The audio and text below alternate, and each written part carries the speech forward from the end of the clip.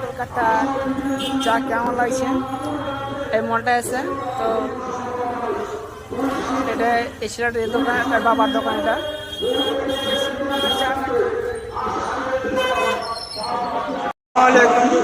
Kolkata shopping mall, এখানে আমার রকমের জিনিস পাওয়া যায়।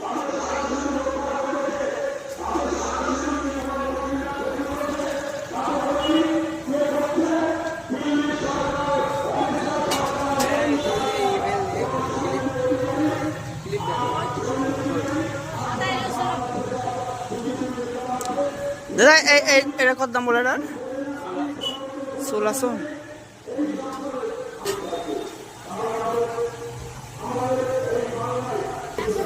এইখানে এগুলো সব তৈরি হয়।